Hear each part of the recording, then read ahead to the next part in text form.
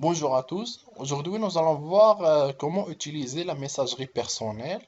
C'est un outil très important pour la communication entre les différents profils dans la plateforme. Il suffit d'aller vers le tableau de bord et vers notre profil et on trouve la messagerie personnelle. On clique dessus et on accède à notre interface de messagerie. Comme vous voyez ici dans nos contacts, on a un seul contact. Mais on peut chercher les contacts par cours, mais ce sont des contacts potentiels qu'on peut ajouter à notre liste. Par exemple, on va ajouter le profil du Shakir. On va cliquer dessus et on va ajouter ce contact à notre liste de contacts. Lorsqu'on revient à notre liste de contacts, on trouve que Shakir a été ajouté. Donc, on accède au historique de la messagerie entre les deux profils. Donc, voilà, la messagerie.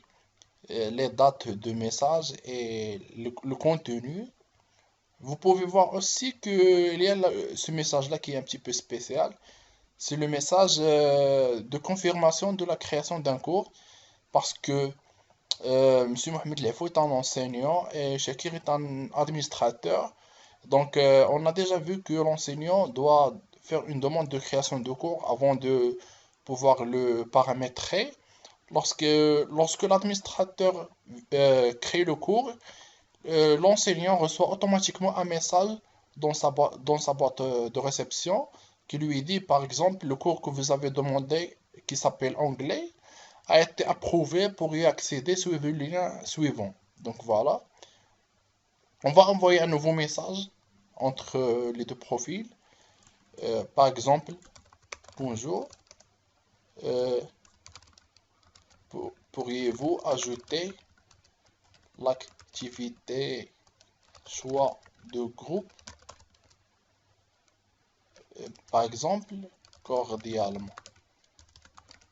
Ici, l'enseignant demande l'ajout d'une activité parce qu'il n'a pas les privilèges de le faire.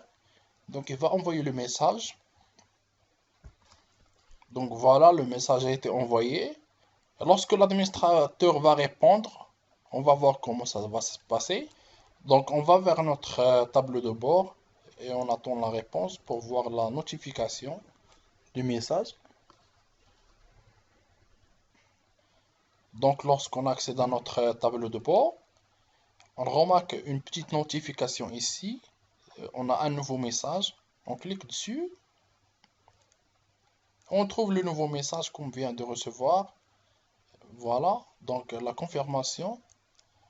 Donc, on peut supprimer les messages si on veut. On va vers le message. On trouve suppression ici. Donc, voilà. Euh, on peut supprimer les contacts si on veut. Par exemple, si on veut supprimer ce contact-là, soit on le supprime d'ici, dans la liste, soit on clique dessus, on clique sur supprimer le contact. Donc le contact ne figure plus dans la liste des contacts. Et voilà, donc on peut chercher les contacts, soit on peut aussi consulter les conversations récentes. Donc voilà,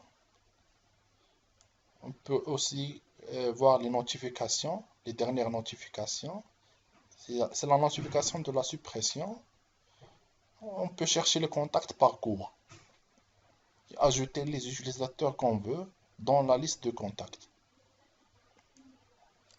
Donc voilà, on peut aussi même bloquer le contact, c'est-à-dire ne plus lui donner la possibilité de vous contacter. On peut le faire si on clique sur bloquer ce contact-là.